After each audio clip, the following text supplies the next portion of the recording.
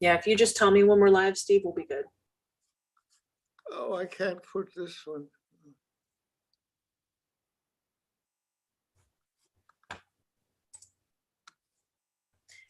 All right, and we are live. Good evening, everyone. Thank you so much for joining us this evening. My name is Sarah Gott-Wallace, and I am one of the co-chairs of the Dr. Talbot's Past Memorial Committee. And once again, thank you so much for taking some time out of your evening to listen to this very, very important presentation. Tonight, we are going to be hearing from Mr. Steen Metz, and Steen is going to be sharing with us his story as a survivor, as a young Danish boy of Theresienstadt. It's very important that we hear as many survivor stories as we possibly can for several reasons. Firstly, just because you've heard one Holocaust survivor story does not mean that you have heard all of the stories that there possibly are to hear. People could have been from the same family, from the same town, from the same village, sent to the same location, and their stories have vastly different variables. So please, please, I urge you to listen to as many survivor stories as you possibly can, because the other reason why it's so important to hear these tales is going forth into the future, when these strong, amazing, brave people are no longer able to share their story, it's going to be our job to spread the truth of the Holocaust, okay? It's going to be up to us to stand up in the face of anti-Semitism, as well as stand up to Holocaust denial.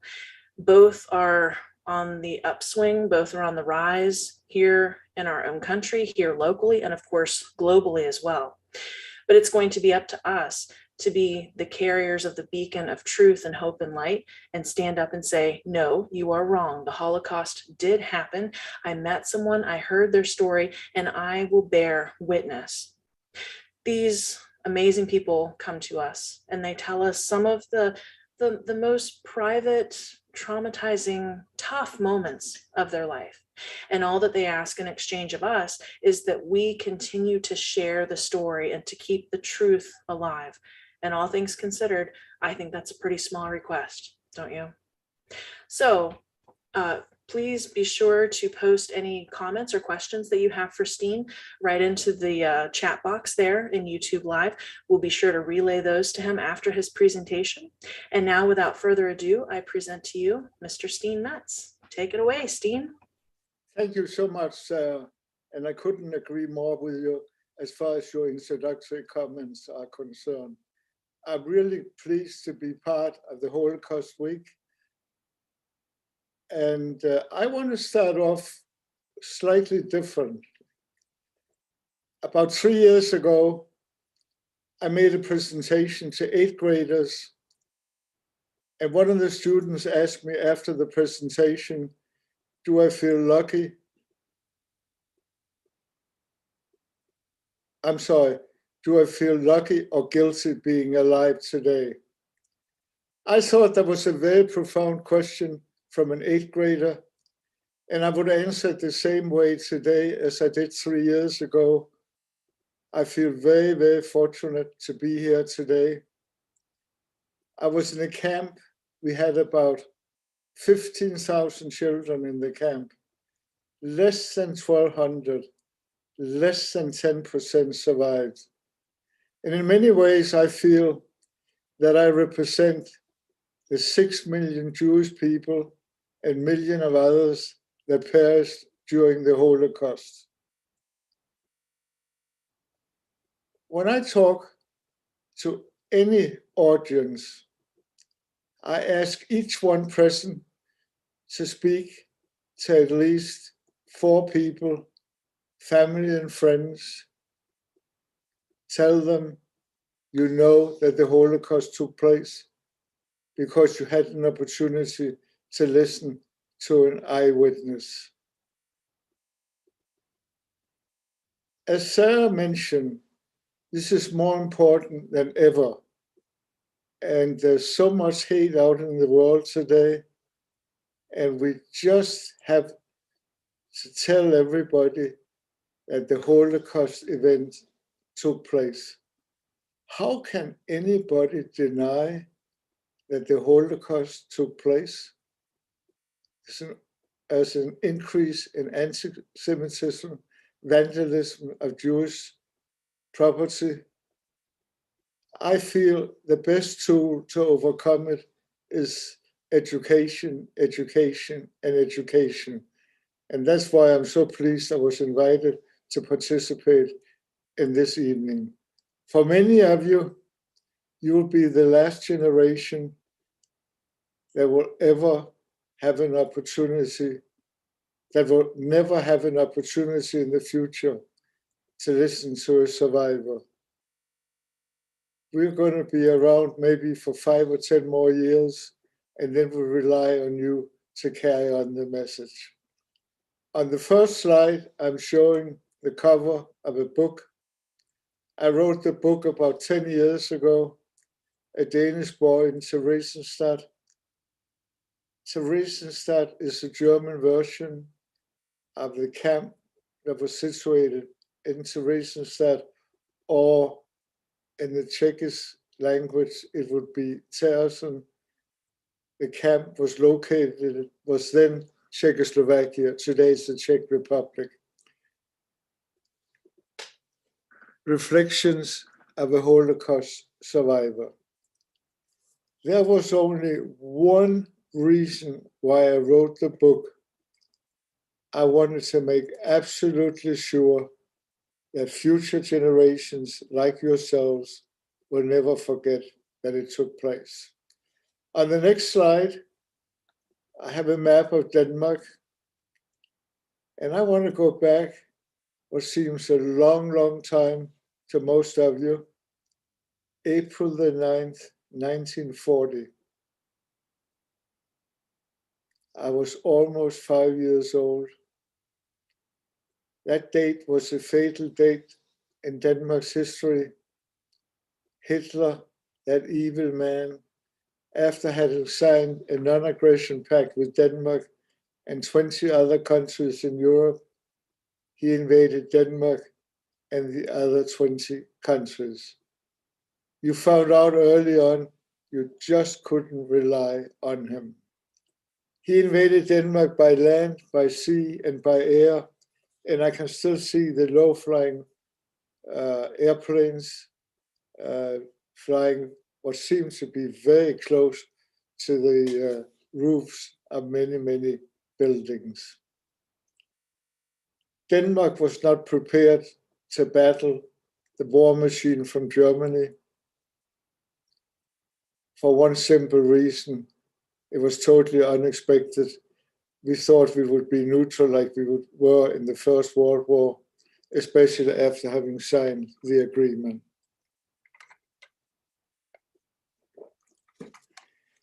When I look back to the first 3.5 years of the occupation, I continue to be very, very surprised that conditions were relatively, with emphasis on the word relatively, normal in Denmark. Certainly compared to other occupied countries like Poland or the Netherlands, as an example. If I had lived in one of those countries, I would not have been able to go to public school. Can you imagine that human rights were taken away from so many families for one simple reason: they happened to be born Jewish? Likewise, my father, an attorney, would not have been able to practice law. Fortunately, that was not the case in Denmark. And you may ask yourself, why were conditions different in Denmark? For a couple of reasons. I believe the major reason was the fact that we had a lot of food products produced in Denmark: cheese, bacon, pork, eggs, and so on. We used to export them to our great ally, Great Britain. Right away after the invasion, Hitler forced us to ship products down to Germany, and we also fed the German troops in Denmark. I read in a book recently that the soldiers really liked being in Denmark because they were fed so well. It was very ironic that they almost had all the food they needed, and also with shipments to Germany, and it was rationed in Denmark for the Danish citizen. Another reason why conditions were relatively normal was the fact that the Danish government tried to cooperate with the greatest extent possible with the Germans. So in Denmark, the government was able to continue to govern, which was not the case in other countries. On the next slide, you'll see King Christian X. The king was able to continue to rule. The king and queen stayed behind in Denmark. Royalty in many other countries like Norway or Netherlands, the royalty fled either to Great Britain or Canada. This is my favorite slide. It really tells the story. Two Nazi soldiers are saluting the king. The king is riding all by himself, no bodyguard, looking straight forward, doesn't want to have anything to do with the Nazi soldiers. He just hated the Nazis. On the next picture, I'm showing a young fellow. And if you recognize this young fellow, I guess I haven't changed very much. But there's a much more important reason for sharing the picture with you. When I look back, it was the summer of 43. I seemed to have a wonderful time. I was on vacation with my father and my mother at a resort with lovely beaches, and we would go swimming. Can you imagine us being on vacation and the German troops were walking up and down the streets? They were literally on every street corner. I met them many times when I would bicycle to and from school. They never stopped me. I was never bodily harmed, but they looked very, very intimidating. Those relatively normal conditions came to a halt in the fall of 1943. Sarah, can we go back to the map? That would be very helpful, a couple of slides. Thank you. Young people, college age, university age, started to form small groups. They were very, very unhappy that Denmark had surrendered to the Germans very, very fast.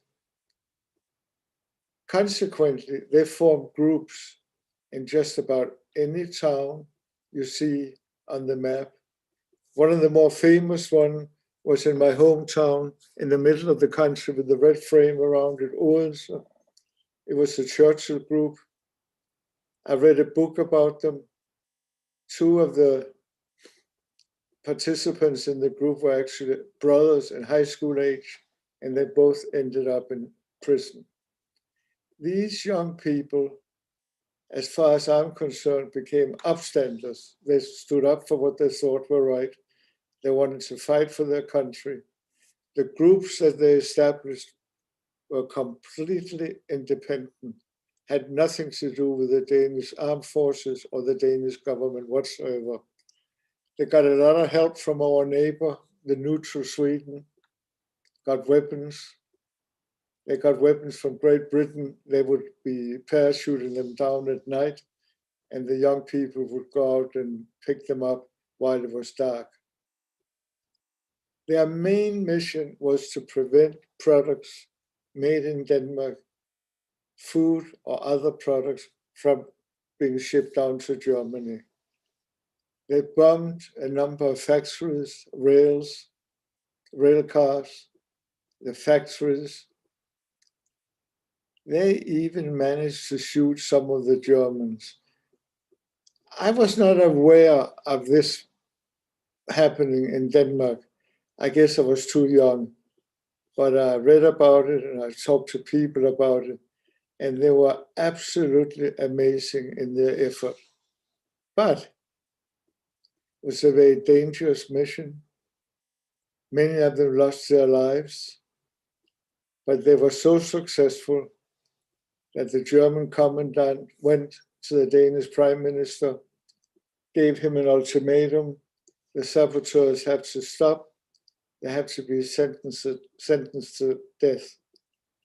There was no way the Danish government would agree to that.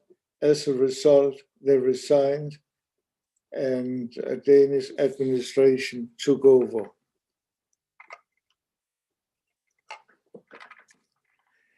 That was the turning point in Denmark. As a result, it was decided to arrest the Danish Jews in Denmark. We're now talking about the beginning of October, late September, and something very uniquely happened again in Denmark. A leading Nazi officer with close ties to Denmark found out about the arrest date, leaked the word to the Danish administration. They in turn told the synagogue, the chief rabbi in Copenhagen about it. At that time, there were about 8,000 Jewish people in Denmark out of a total population of 4.5 million, a very small percentage, most of them living around the capital of Copenhagen in the northeast. As a result, many Christian families became upstanders. Yes, I like the word upstander.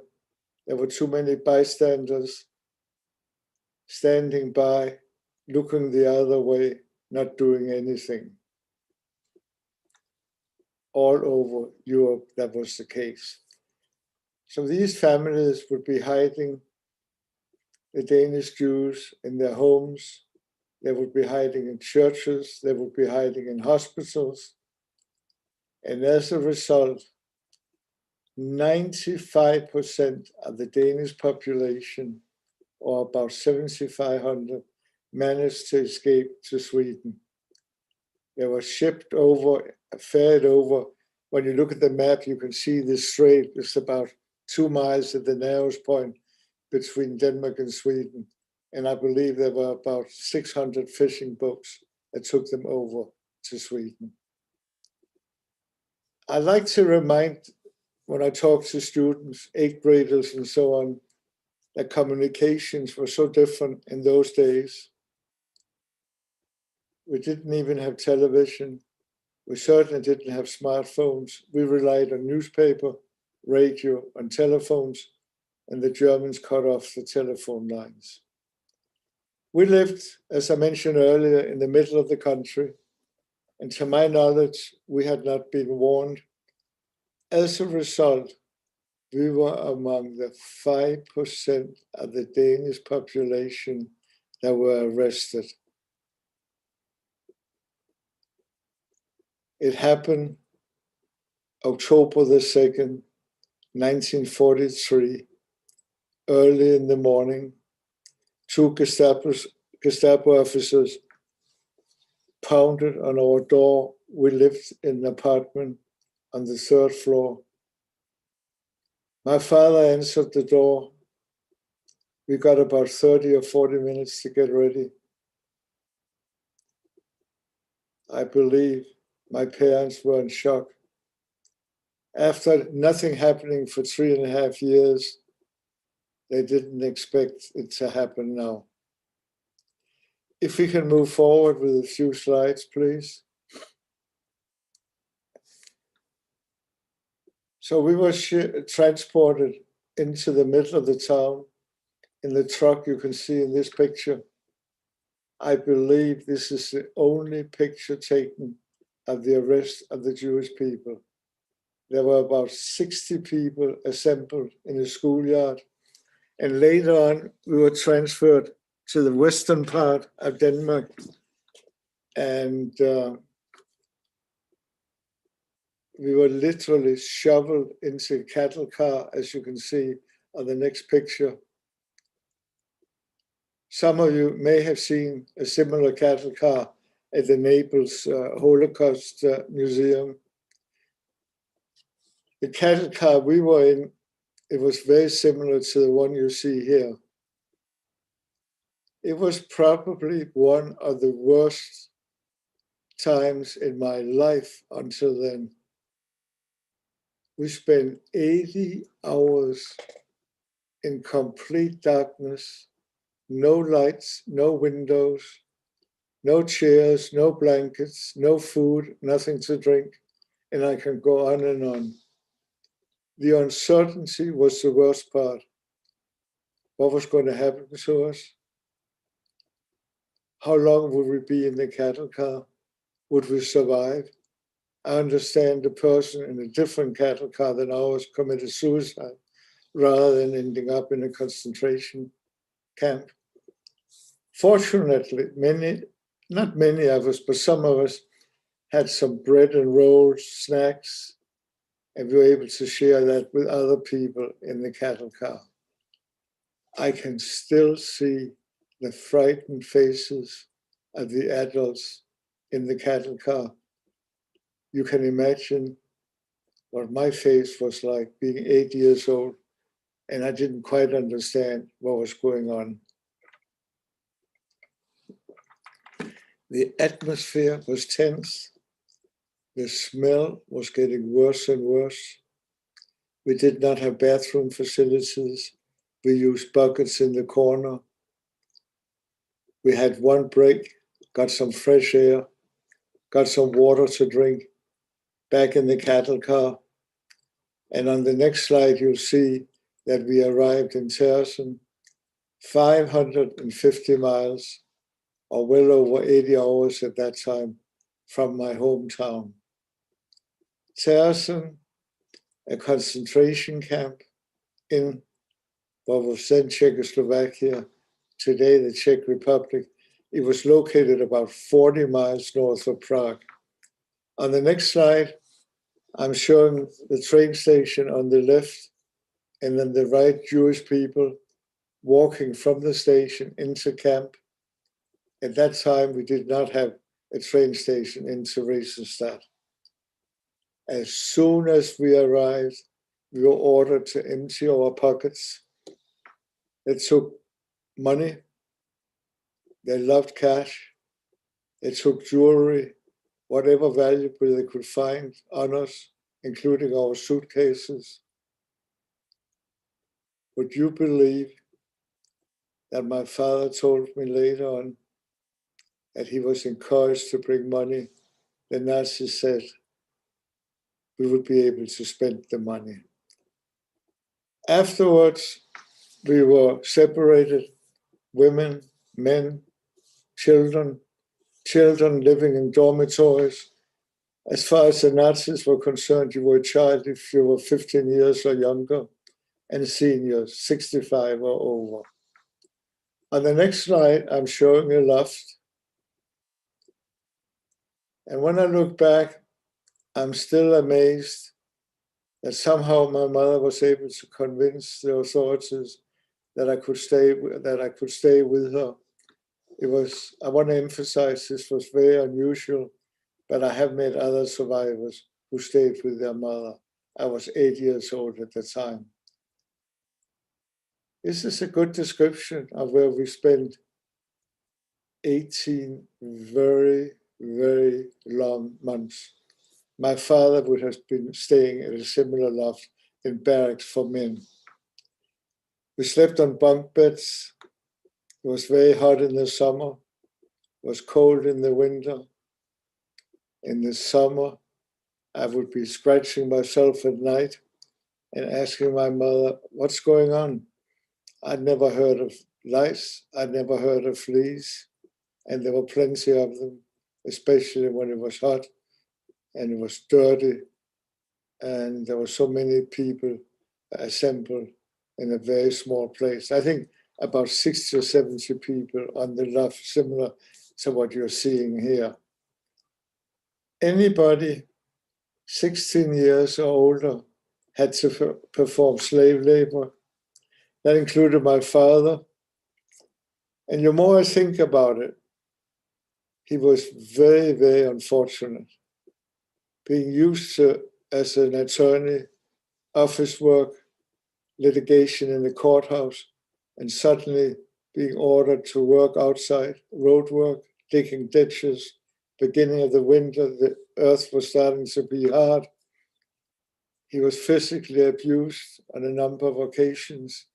A young man who worked in the same group as my father told us later on that one day a soldier, or I guess it must have been an officer, came over and literally tore his overcoat off him and said, "You don't work with an overcoat."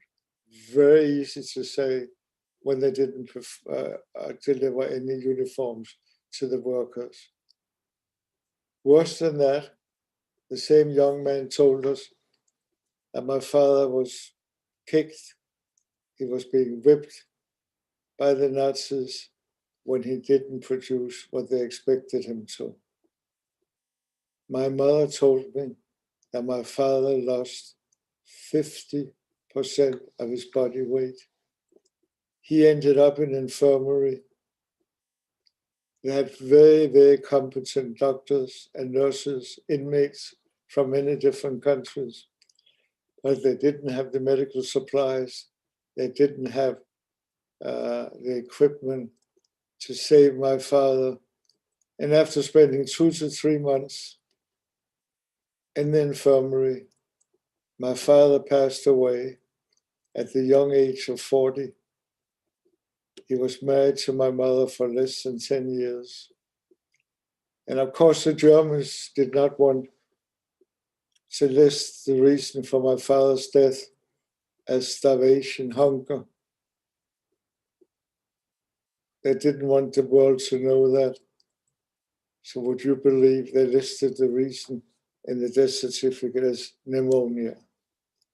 To my knowledge, my mother was not physically abused, but she was certainly mentally abused on a number of occasions. One day, and they worked long hours, 10 to 12 hours a day, she was cleaning the floor of a huge factory. She had finished her job late afternoon. A Gestapo officer came in, looked around, suddenly saw a bucket with dirty water, literally kicked the bucket, and the dirty water spread all over the floor. So now my mother had to redo the floor. She was very upset when she got back to the camp, to the barrack. But what can you do? It's hard to imagine how one human being can treat another human being that way. Being 8 years old, I didn't have to work. My mother thought it would be a good idea to do some voluntary work. The time would pass faster.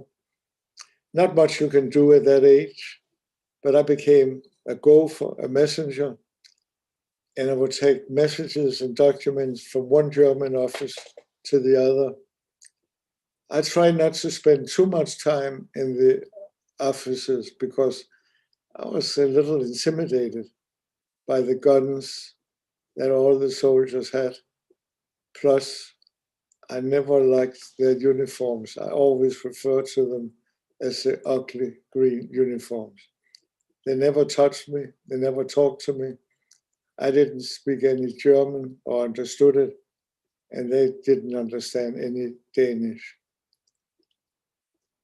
So on my way back from the work, and I would normally work a couple hours in the morning and again in the afternoon, I passed the kitchen, and at the end of the kitchen, I saw some big sacks of raw potatoes. I picked 2 up, one raw potato, put one in each pocket. Before I did that, I looked around to make sure nobody was watching. And my mother and I shared the raw potatoes. In retrospect, I cannot believe that I had the guts to steal those potatoes. If I'd been older, I might not have had the courage. But we needed all the help we could get because we got very little food to eat. As an example of breakfast, we would get about half a loaf of bread to share within the family for the whole week. Some margarine with it, and we would get what they call coffee. It happened to be hot water, the coffee substitute. And then at lunch, as you can see on the slide in front of you, I call it the soup kitchen. We lined up for maybe 30 or 40 minutes with our bowl in one hand and a wooden spoon in the other. And when I think back, I think we got potato soup just about any day, every day. The potato soup was basically boiled water with potato skin, potato peel. And we tried to get to the bottom of the kettle so at least we could get some skin or some potato peel as nutrient. I never knew where the mass of the potato went. Maybe the guards had it. How were we able? Oh yeah, I forgot dinner. Doesn't take long. We got different kinds of soups. I remember we got a barley soup, but at least it was different.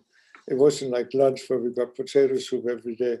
And about once a week, we got a special German dish, pasta dish, dumplings. How were we able to exist on those meager portions? Very little food, very little nutrition. 35,000 inmates between over a period of 3.5 years died of starvation, hunger. I believe the only reason I'm here today to share my experiences with you is the fact that we started getting packages. We got packages from Christian friends in Denmark, or family members who reached Sweden, escaped to Sweden. As a matter of fact, I believe 14 members of my family managed to escape to Sweden. This is very, very unusual. And as Sarah mentioned earlier, survivors have a different story. And my story is that 14 members survived, and only one, unfortunately, my father passed away in the camp. If you listen to other survivors, they lost most of their family. All nations got food, vitamin, and clothing in the packages. I think we got more than most other nations, although I remember the Czechs got packages before anybody else.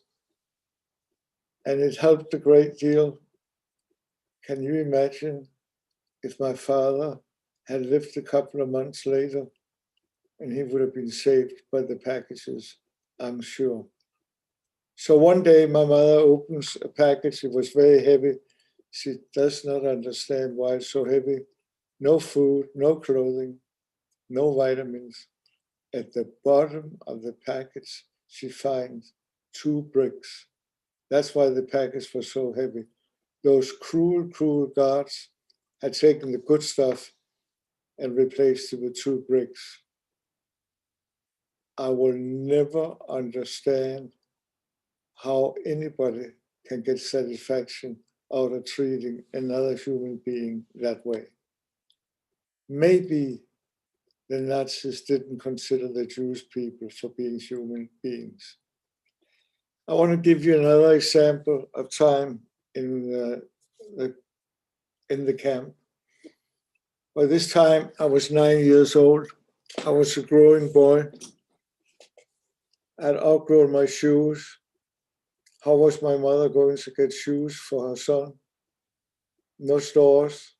She bartered with a Czech lady. The Czech lady got some Danish food. My mother got some secondhand shoes. They fitted me, and I used them the rest of the time in camp. I didn't realize it at the time. I was probably too young, but food was very, very valuable. And later on, people have told me, if you had food, you could get just about anything. I'm often asked, excuse me, how did I spend my time? other than standing in line for food 3 times a day, working in the morning, working in the afternoon. I would play with other children.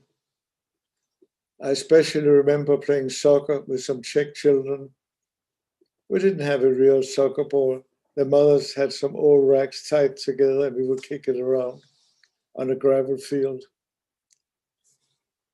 I became very friendly with some Czech boys. And when I look back, I have to tell you, I almost felt like a free person when I was with other friends. We had a good time playing soccer. And then one day, the children didn't show up, or the boys that I normally played with. I went back to my mother and I said, I'm very sad my friends didn't show up. She said, don't worry. They were probably not feel like playing. Maybe they were ill, but they'll be back. They never returned. And later on, I found out, if I may have the next slide, that those Czech boys were deported to extermination camps like Auschwitz-Birkenau. 85,000 inmates from Tersen ended up in extermination camps. Very few of them survived. Here's the Gestapo officer on the right overseeing another departure. And the inmates are literally being shoveled into the cattle cars. It's amazing that I didn't know about those transportations until much later, but my mother didn't think it was necessary for a 9-year-old boy to know about it at that time. I now like to go back to the next, not go back, but move on with the next slide. We went back, my wife and I, she's from England originally, and we went back to Tersen in 2009. I really wanted to see it, the camp, the previous camp and the museum, as a free person, do some research. My wife was concerned that I would get nightmares from it. Fortunately, that was not the case. And I was very moved when I saw the memorial in front of me, in front of us here. That was it. They ordered us to form a chain of children, 9 to 12 years old, from the crematorium where the bodies were cremated. They ran out of space in the earth with burying them. And then exactly where this memorial has been erected, we were standing there. And then eventually the urns ended up, and you can just in the background under the tree see the water, which is a river Elbe. 25,000 urns ended up in the river. So after the war, after we were liberated, I found out that a Danish friend of mine who was 2 years older was standing next to me. And before he handed me an urn, he would look at it and he would turn it around so I wouldn't see the name and the number of my father. Can you imagine a 12-year-old boy doing that? When I heard about it, I was absolutely amazed. Tersen has often been called a model camp. That is not the case. It was a model only on one day, and that was June 23rd, 1944. The Danish administration wanted to see how the Danish were living in Theresienstadt. The Germans rejected a visit 3 times. But then suddenly they thought it was a good idea because they could use propaganda. And unfortunately, the Germans were quite good in propaganda. So they invited a delegation to Theresienstadt, Red Cross people from Denmark, a doctor from Switzerland, and Red Cross people from Germany. Prior to their arrival, the visit was actually postponed a number of times because they weren't ready for their propaganda. Look at this picture. It doesn't look at all like a concentration camp. The buildings have been painted, fake storefronts in the back. They had sinks. They looked very nice. If you tried to run water, they didn't work. No plumbing. It was all for show. Pavilions were erected so the young people could perform. Benches, lawns, you name it. They even had the nerve to transport 10,000 older, frail people to extermination camps prior to the visit to make sure that the delegation didn't see them. They had children shipped in from France. They looked very healthy and they would play. The visit lasted about 46 hours, including lunch. The delegation didn't see the real Theresienstadt. It was all a hoax. It was a theater performance. The Danes were even transferred to better accommodations with fewer people in apartments to deceive the delegation. So they went back having never seen how we were treated. We couldn't talk to them. We were told by the Nazis, don't talk to anybody, any of the visitors. If you do, you will end up in an extermination camp. On the next slide, I'm showing what I refer to as happier times. After spending 18 long months in camp with a lot of uncertainty, would we be transported to an extermination camp? Would we be ill? Would we live another day? Would we get enough food to eat? And so on. We were liberated by the white buses from Sweden. Remember, Sweden was a neutral country throughout Holocaust. Look at the Swedish flags on all the sides and the Red Cross logo on all the sides. April the 15th, 1945 was probably the happiest day in my life. On the next slide, you'll see us crossing. We've just crossed the border and we're in Denmark, the border between Germany and Denmark. When I look at that picture, I'm amazed that Denmark was still occupied. Look upon row Danish people welcoming us back. They welcomed us back with flowers. They had candy, they had chocolates, they had cigarettes for the adults, they had sandwiches, they had snacks. They couldn't do enough for us. We were not allowed to stay in Denmark. It was part of the agreement with the Nazis. We drove over to Sweden. Those white buses, and I didn't realize it at the time, actually saved over 15,000 inmates from many different camps. In Sweden, we were in quarantine for about 2 weeks. They wanted to make sure that we didn't have any bring in illnesses like typhus into the country. Afterwards, we reconnected with my family, and it was wonderful to see them again. And we stayed with them for the next few weeks. And then on the next picture, this is May the 5th, 1945. That was the day the Germans surrendered in Denmark and Norway, by the way. They celebrated in Denmark as never before. We celebrated in Sweden. And I celebrated twice on May the 5th, 1945, because that also happened to be my birthday. And I was 10 years old. And ever since that time, Denmark has flagged The flag has been flying every May the 5th. And of course, I tell all my friends and anybody who will listen that the flags are flying to celebrate my birthday.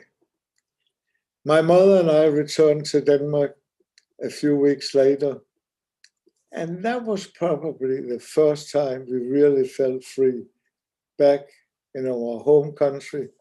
We returned to my hometown. It was very difficult in the beginning.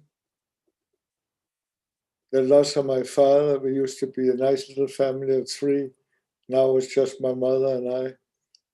We were very, very grateful to General Eisenhower and the Allies having saved Europe, defeated the Germans. Can you imagine what would have happened if the Germans had won the war? I certainly wouldn't be here today. Our apartment had been rented out. Our belongings were still there. They had been stored by the legal company where my father worked. I went back to my school. There was no official schooling in any concentration camps. Got some private lessons. I got private lessons from a very dedicated teacher when I got back. And I was very lucky to reconnect with my classmates. I left them in 3rd grade. I returned, got into 5th grade. And I think the fact that I didn't have to go to a different class or different school helped shorten the transition period from life in camp to everyday normal life in Denmark. Some years later, I graduated from high school. Then I graduated from commercial college. And I wanted to make sure that I saw part of the world, because Denmark is a very little country with about size of Rhode Island. At that time, we had 4.5 million, and today, I believe Denmark has about 5.75 million population. So I joined a Danish food company. They did most of their business outside of Denmark. I started with special training in Denmark. Then I was in England. I married a young lady from England. And would you believe we celebrated our 60th anniversary just last week, which I believe is a record within the family. And then we went to Canada, and then we went to the United States, and I continued to work for the Danish food company for a few years. Later on, I joined some American companies like Sara Lee and Kraft. I was always employed by a food company. I guess I wanted to make sure that I would never go to bed hungry again. I retired. I've been in the United States since 1962. I retired in 1999. It's hard to imagine in a couple of months, it'll be 23 years since I retired. And then I compare it to the 18 long months in camp. What a contrast. When you get to my age, time flies. I started talking in the fall of 2011. As a matter of fact, that was also around the time when Sarah and I met at the Naples Holocaust Museum, and we have worked together on a number of occasions, including tonight. And at that time, after my book had been published, I thought I wasn't going to do anything else about the Holocaust. Then my daughter went to, my oldest daughter went to school teacher where her 8-year-old, 8th grade son, my grandson, went to school. And I started talking, and I didn't know how I would like it. I didn't know how the students behaved, but they behaved very, very well. And we thought it went quite well. Completely different presentation than today. I would read passages from the book. But I cannot imagine me going to the grave without talking to people like tonight, students in libraries and synagogues and churches. And it's become my passion. I have talked to 95,000 people, and 100,000 is my goal. I hope to get there this year. And I can go, when I reach my goal, I'll probably set another goal. I want to show you my last slide. Steen, Metz, neverforget.com. Very appropriate name for my website if you're interested in more information about my background. Sarah, I think I'm looking at my watch. I think this is a good time to stop. I'm sorry, I may have taken a few minutes too much, but we'll still have time for questions and answers, and maybe you can help out. You are perfectly fine, Steen. Let me just back out of here so that I can see what's going on YouTube land here. Thank you so much, Steen. It's always so wonderful hearing your story. And that's another reason why I encourage everyone to listen to as many Holocaust survivor stories as possible, because over time you get to hear little bits and pieces and more starts to fall into place. Just like if you're listening to anyone's story, you know, the more you hear it, the more you're going to pick up on, the more you're going to hear details and whatnot. So let's see, lots of folks saying thank you so much for sharing your story today, Steen. One person is asking, did you have to cope with hunger in Theresienstadt concentration camp? I think you explained that pretty well, that you did. So I'll add to that. Is there anything now, food-wise, that you do not like to eat because of your experience in the camp? Guess what it is? Potato soup. Potato soup. I think I had enough potato soup, but we went to bed hungry just about every night, even with the packages. Yes, it helped, and it probably saved us, but there was a lot of hunger in the camp. Absolutely, I'm sure. Kelly says, you're a treasure. Thank you so much for sharing your story and your website. Good luck reaching your 100,000 goal. I think we'll make it for you. I think we'll be there. Okay, thank you. If anyone else has any questions, just go ahead and pop those right up into the comment section there in YouTube for us. Is there anything you want to say while we're waiting for any questions coming up about, especially children, refugees coming out of Ukraine? How does that, do you have any thoughts about that? I mean, being a child, you know, having that experience yourself, is there anything that ruminates with you? What do you want this generation to see? What can we do, in your opinion, to help? That's a good question to get us started. First of all, there's too much hate out in the world. I'm very sad to see all the refugees, well over 1 million, leaving Ukraine. Yes, somehow it reminds me of the way Hitler started. I just hope this will not be the beginning to World War III. I like to think with the NATO conference that may not happen, but it's a crazy man, and there are a lot of similarities between Hitler and Putin, unfortunately.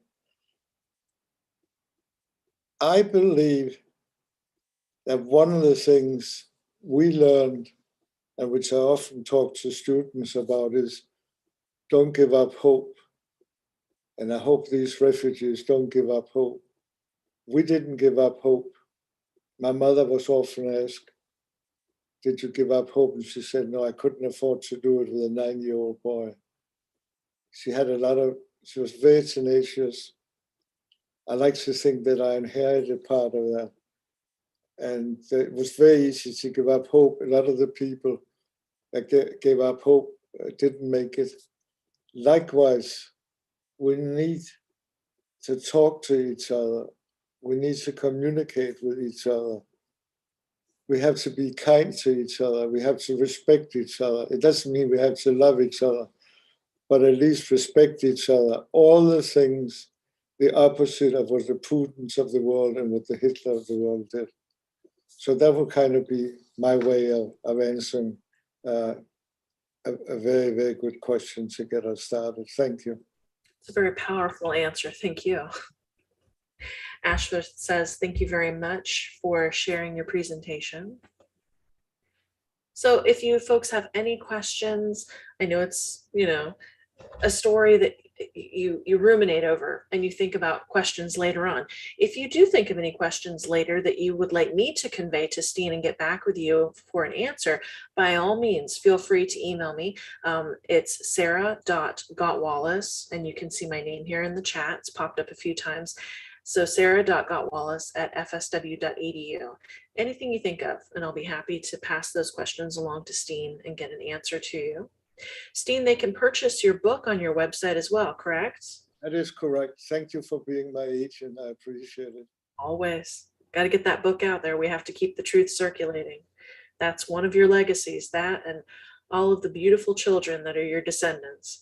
I always love that I believe someone else spoke of it yesterday, that Hitler tried to stamp out the Jews, but after the Holocaust, a lot of folks went into themselves and they said, rather than react with hate, I'm going to react with love, and I'm going to create a family, and we're going to have children, and we're going to do exactly the opposite of what Hitler tried to do, and we're going to repopulate.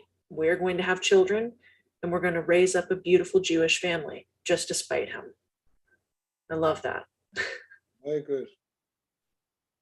Well, I don't see any other questions, so I've given them my email address, and I will pass on those questions to you if they filter in there, Steen. Thank you so much for meeting with us tonight and speaking to us and sharing your wonderful, inspiring story. It's always wonderful to see you.